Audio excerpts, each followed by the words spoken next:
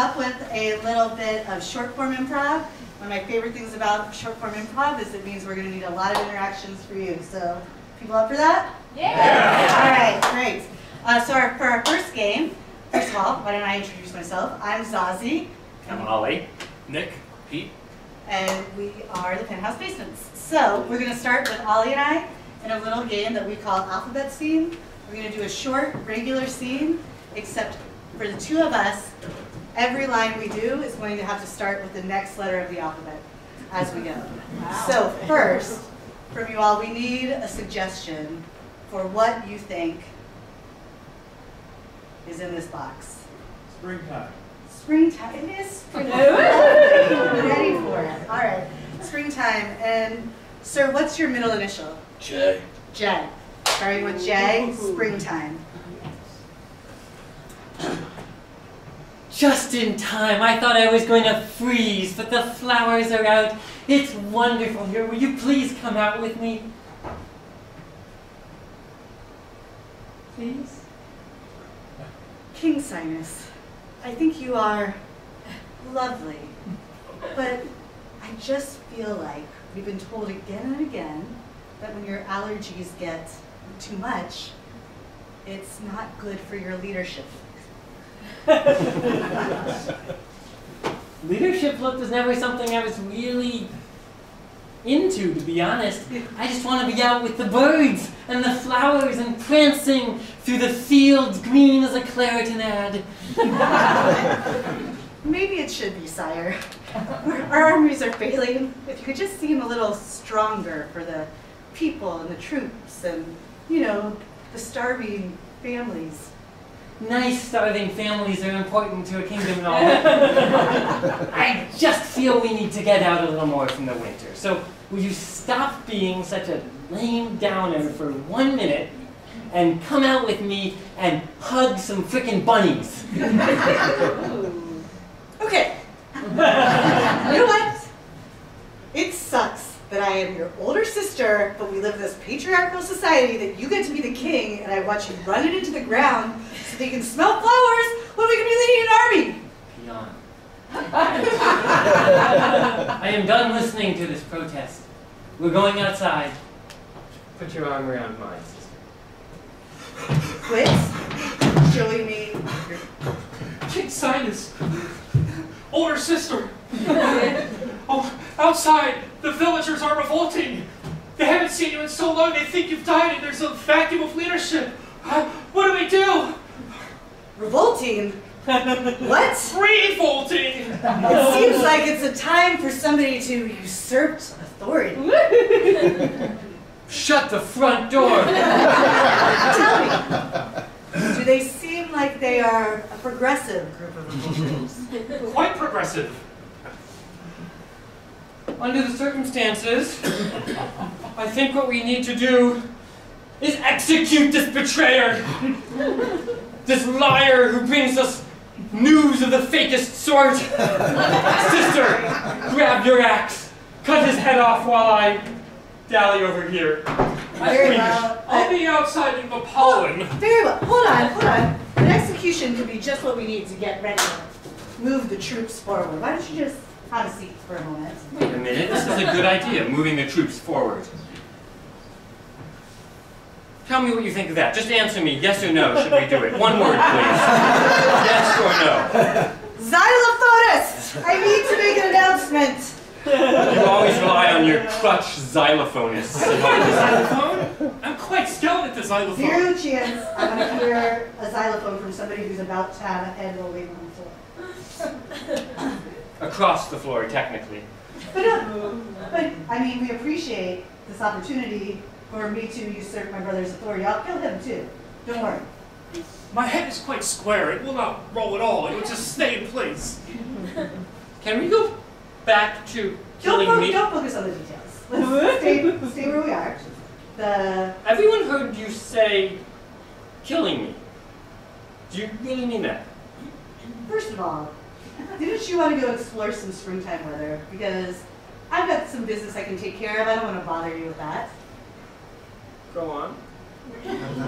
Second of all, what? Hear me out. if you went down to the area where we have the jousting and talked to a young man who seems like he could be burly and want to murder you, but is actually quite sweet, he will be ready to tell you all of the important parts of how to properly enjoy springtime weather. I've been here all along, and I want you to know your treasonous plot will never survive. Jesus help me!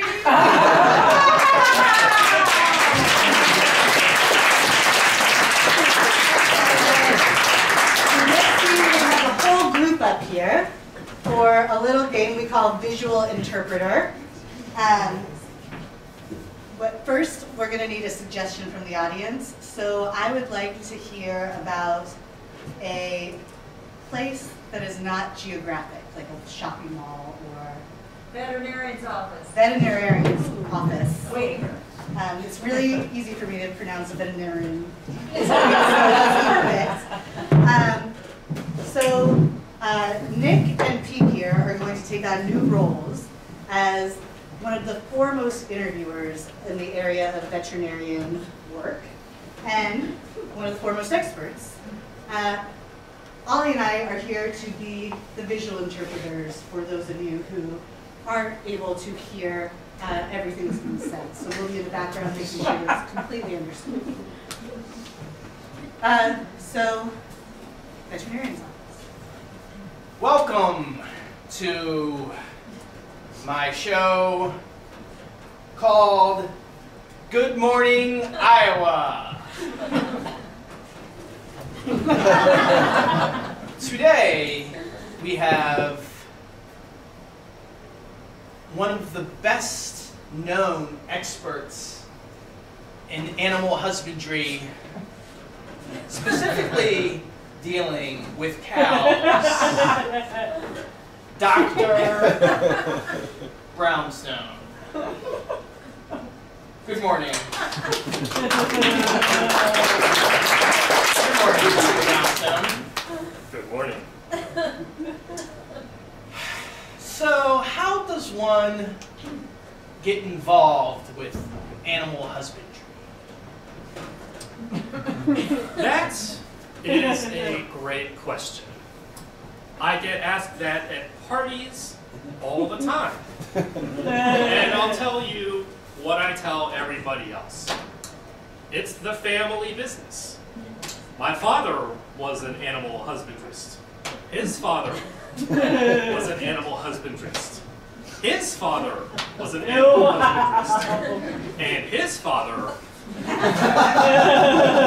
was a cat. That is really fascinating. Now, what's the most unpleasant aspect of animal husbandry? Listen, let's address the cow in the room. Well, let me start by saying that animal husbandry is not a job for the weak-stomached. There are many very difficult and unpleasant aspects of the job. If I had to pick one, I would say that the hardest part is the couples therapy for cats. So many difficult and ugly emotions come to the surface during these therapy sessions. And it's hard to leave work at work, if you know what I mean. That's something I've never thought about. Now, when you're dealing with cows that are, let's be honest, they will be slaughtered, made into hamburger patties, sent to McDonald's. Grubhub driver goes to McDonald's, takes the hamburgers to someone's house, they eat it, they poop it out. It's like the circle of life. What type of emotional stress do you think the cows are under? I think that the cows suffer a great deal of traumatic stress, but not for the reason you just described. It's not because they get slaughtered and then sent to McDonald's and then eaten and then pooped out and then winding up in the sewer system. It's not that. It's the social media. They are vicious toward each other on social media. So is there a lot of cow shade being thrown? Let me tell you, they deal with a lot of bull.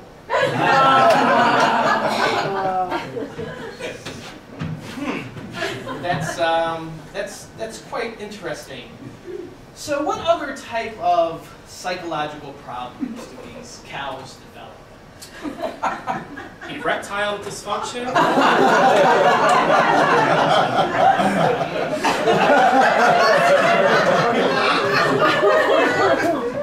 Premature pubic graying. And I know what you're going to say. That's not a psychological problem. That's a physical problem. Pubic graying, I mean. But it's actually a psychosomatic condition caused by anxiety about one's own relationship with one's own bovine mother. Wow. Wow, that's really fascinating work. So in conclusion, Doctor, what would you like to dispel any myths about cows? What's the one thing people misunderstand about cows? The one thing I would like everybody to remember after this interview is that cows are people too. People that it's okay to eat and drink milk from, and to use that milk to make cheese, to then put on top of the meat. Those people. Wow. Well, thank you for dropping by, and join us next week where we'll be interviewing Roger Stone. So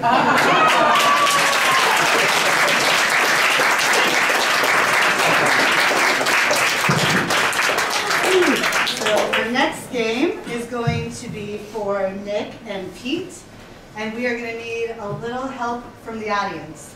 So is anybody ready? You're not going to have to say a word, but we will need your support. I can't see a thing, by the way, so stand up if you're ready. Please, come on up.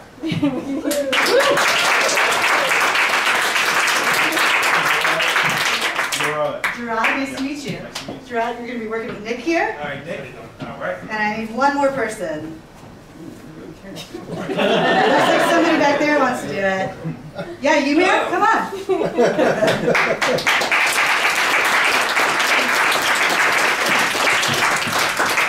Thank you very much. So, Pete and Nick are going to be doing another ordinary scene. The only problem is they get a little nervous. They've completely lost their ability to move themselves.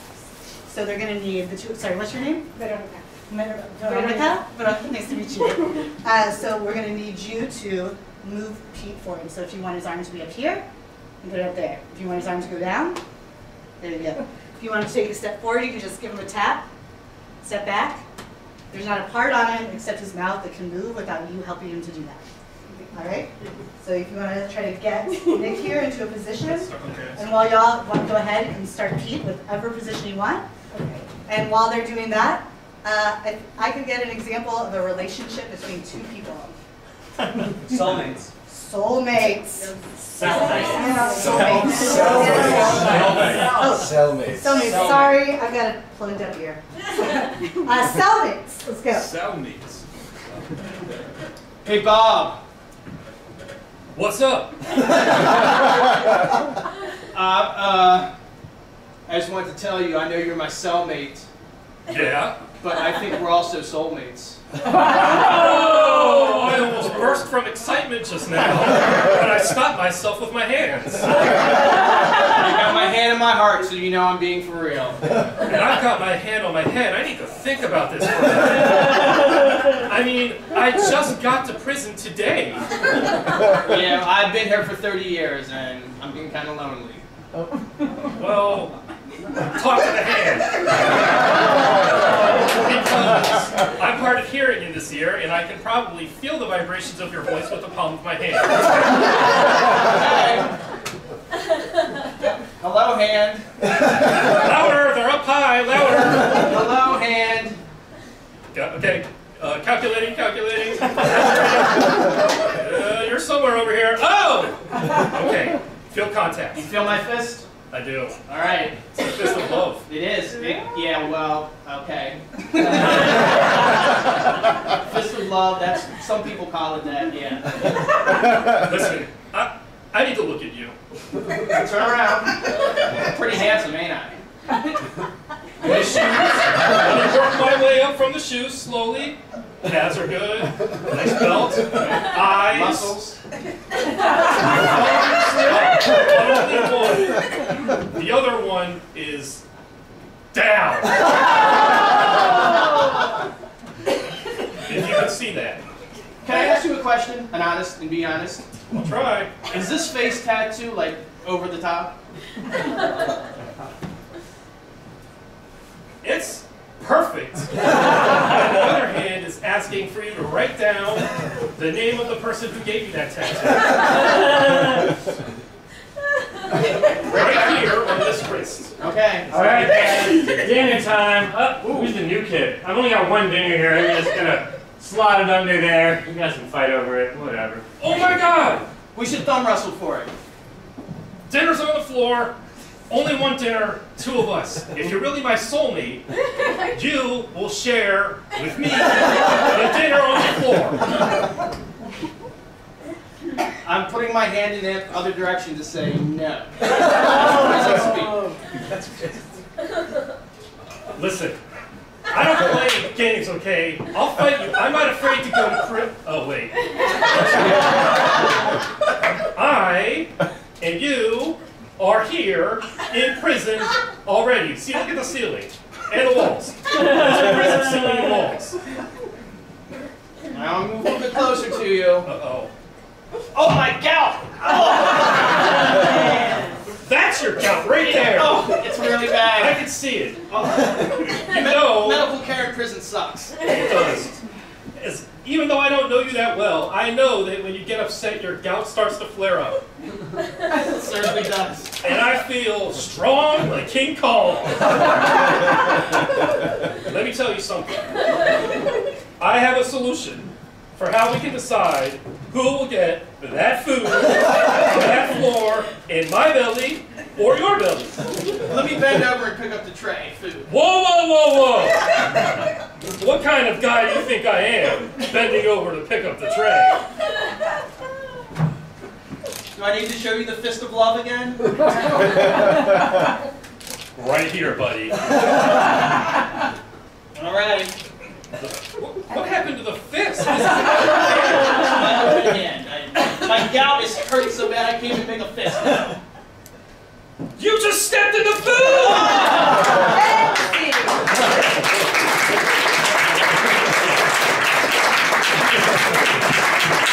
Thank you, guys.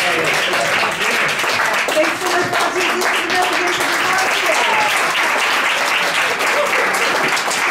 So how's going? You don't look so bad, right? Anybody here come with somebody tonight? Yeah? Yeah? Huh? Right here, you two? Would one of you be interested in helping us out on our next? Yes? I think she spoke first. Oh, Yeah. she spoke first. Thanks. That's not the fast one. What's your name? Jim. Hi, Jim. Salvi. Why don't you have a seat right after action? I'm going to bring this over down here. Jim, I get to see you. we're going to do a scene about your family. Go sit this way. Are you ready? You sit this way. You're going to sit here right with me. All right? My family, huh? Jim, we're going to do a scene about your family. So who are some interesting members of your family? What's the most interesting member you can think of?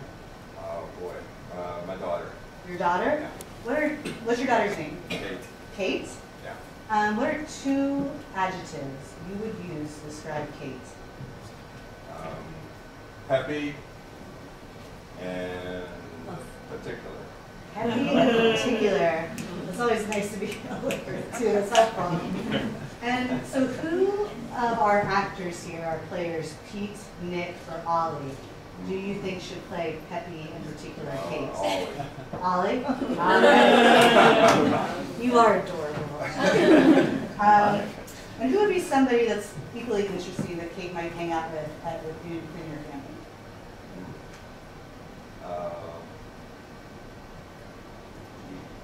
Okay, Marjorie. Marjorie? Oh, within my family? Yes, family. My son, Jake. Your son, Jake. And what are 2 adjectives you'd use to describe Jake?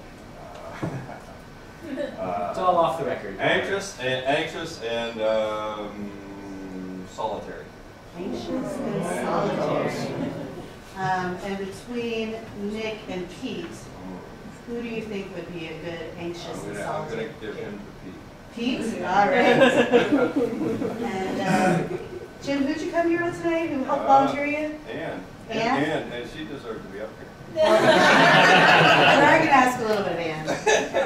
Could you give us 2 adjectives to describe Jim?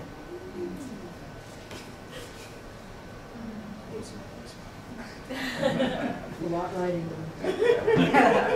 Indescribable. Seems like you all know each other. So. Meticulous? Meticulous? Well, can do. A can-do attitude. All right. Meticulous and can-do. So Nick, you're going to play meticulous and can-do Jim. So as a reminder, we have... I'm Peppy and particular Kate. I'm anxious and solitary. What was his name? Jake. Jake. And I'm meticulous and can-do Jim. Now Jim, you have one other role. Oh, yeah. After every line of dialogue, you're going to let them know if this would be actually something that this family member or yourself would say or not. If it is, they'll continue with the scene. And if that happens, we'll want you to say, I'm going to tap your shoulder and you're going to say, ding. You do it? Practice. Ding. All right. Ding. If it's wrong, Yeah. I want you to say, nah. Okay. Ah. Perfect. You're done. All right. After every comment. After every comment, they're going to pause and get to know if they can move forward. So last question, and then we'll get started. What would be a reason that Kate, Jake, and Jim would all be in a room together? Out to dinner. Out to dinner. All right. And begin. Yes, I'm here for my family dinner. What's that you say? You don't have my reservation? Well, we can work around this. Ding. I'll help, Dad. It's okay. I've got this. All arranged. Dang. Hi. I'm Kate. What's your name? You're mute? Yeah. Hi. We want that table over there. We want 3 seats around it. Can you take the 4th seat away, please? We just have 3 of us. Ding. Okay, Kate, I love your positive attitude. I just need you to bring it down a little bit. Listen, I've got a perfect plan, so everybody needs to play their role, and then we'll get our table, and it'll work out perfectly. First, I'm going to bribe him, okay, and then you're going to kind of flash a pretty smile, and then I'll kind of show him my fist, and before you know it, we'll have our table. Ding. Dad, there's far too many people here. Could you give me $10 so I can go to the movies by myself?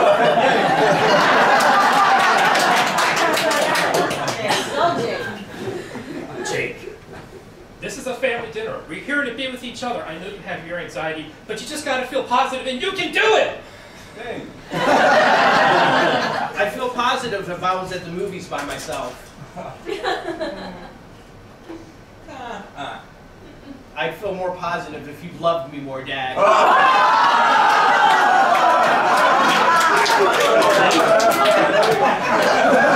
Jake! Why do you have to bring that up here? We're just trying to have a dinner. Ding. Listen, I love you so much, and I want to show you I love you. Instead of bribing the maitre d', I'm going to bribe you. Here's a $100. Dang. Dad, what about me? That is completely unfair that you give him $100 and you don't give me 100 plus interest since you gave it to me. Oh, dang. Here's what I'm going to do.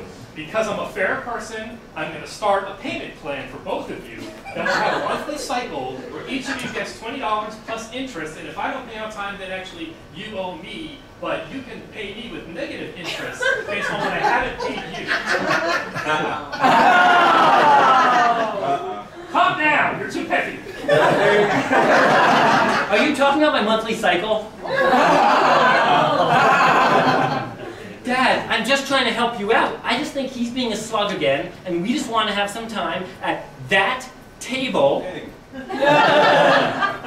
Jake, come on, we have our table, let's go. We can catch up on things. You can tell me about your one-person book club you're starting. Dad, I want to give you this $100 back. Dang. I'll take it. Dang.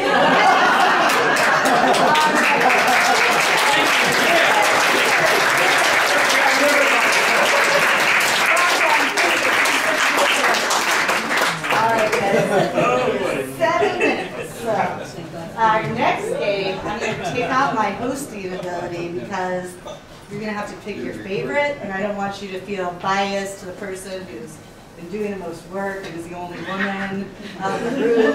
So, I'm going to let Ollie take over. This game is called Game-O-Matic. You've seen a few games, you know how it works. You've probably seen other improv games in other places too.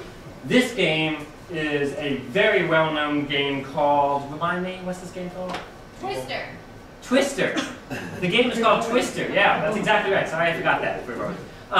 So basically, the way it works is that each of our 3 players will tell you how Twister works. They've all been trained very well in the Encyclopedia of Gameology. They all have over 60 years of experience doing improv games. And then you will vote. Okay, 29 years of experience doing improv games. But you will all then vote for which of the 3 versions of the game you want us to play. So, Nick, can you remind everyone how Twister goes? Just to remind you, since you already know this very well, Twister is a game where all of the participants have a combination of feet and hands on the floor at all times, and they're trying to figure out how they can get unstuck from the floor because they've been stuck with a experimental glue that was leaked by the government. Wow. All right. Experimental glue leaked by the government lends a sort of hands and feet on the floor while a regular scene is going on. Yes. Okay. Pete, is that the version you know? No, the version I know is based on the famous movie Twister, starring Helen Hunt. So in this version of Twister, there's a catastrophe that's about to happen, and you must save your family by sacrificing yourself. All right. Helen Hunt-inspired saving family through self-sacrifice version of Twister. That's an interesting one, yeah. Zaz, which one do you know of those 2? Which one did I know, or Yeah. which one do we all know? Oh. Del Close, of course, taught this when I was still at Juilliard. You might have heard me talk about it a few times. It's the famous game Twist Her, where there's one improviser who's doing a scene, but with 2 people. If Pete were the improviser, we would be doing a scene, and at any time, when somebody decides to twist her, they would twist Pete the other way, and whatever his last line of that dialogue was, the person would have to respond to, and the scene would start again. Okay. So a scene where a person standing in the middle, or any person I guess, gets twisted around and ends up having to say the line to the other person and having starting another scene entirely. Okay. So just to review quickly, we have the government glue leakage that leads to hands and feet on the ground scene. We have the Helen Hunt-inspired self-sacrifice for family scene, and we've got the twist the person around so that it starts a new scene with the other person with that same line anytime the other person has twisted them. So we're going to measure this by applausometer. The loudest applause for each of the 3 will be the scene that we do. Who is in favor of Nick's government glue scene? All right. Who is in favor of These are new father people.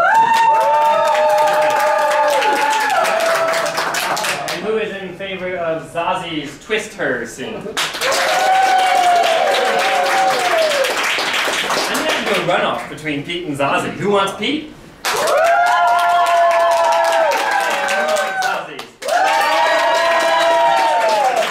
I think Zazi's actually got it. So, and now, a scene. Do you want to twist the person, Ollie? Jump on in? Sure. I think we can all twist the person, but I certainly will take a hand at it. What is a activity that you could do in front of your mother? Poke yourself in the eye. Poke yourself in the eye. All right, a game of Twister inspired by poking oneself in the eye. No, I'm just saying, I think girls dig guys with eye patches. So if I had something wrong with one of my eyes, I could wear an eye patch? I mean, or you could just say you poked yourself in the eye and wear an eye patch. I think I would like to actually poke myself in the eye. It would be way more like emo and cool. Well, Should I like wash my hands first? do you want me to poke your eyes so that you don't have to actually? Ooh. How about you take my hand and poke my eye? Take my hand and poke my eye with my own finger. Okay, as your acting student, I'm going to go with this, but I'm actually kind of afraid I might hurt you here. I mean, it's my first day as a theater major. It's method acting. Just go with it. Method acting? Okay. Should I count down or just go for it? Just go for it. Okay. Ah! I was joking! What? No, I'm sorry, sir. Please don't kick me out of school. I need this. That line. I need this. All right, but you can only pick it once, and you cannot put it into anybody else's hair. And see. All right. Finish this off tonight. Do we have any Irish folks in the house? All right. You can let us know how well we do at our Irish drinking song. Can I get a item that is larger than a microwave but smaller than an elephant? Water cooler. This is about an Irish drinking song about water coolers. Oh, I took a break from work. I am thirsty. I'm punched for some water. But I don't want to have first tea. So I got up out of my chair. To get a little quench. But there were no cups in the cupboard. They were just a bunch of mensch. It's the favorite place for conversation. We all linger too long. And then we talk about our lives. Even sometimes our schlong. Talk about our boss. Even though it's an SFW.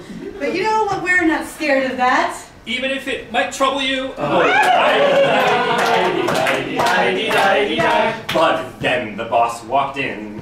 We all got real scared. And we turned around. Oh, I really don't care. The boss did, though, that's the problem. But I was pretty drunk.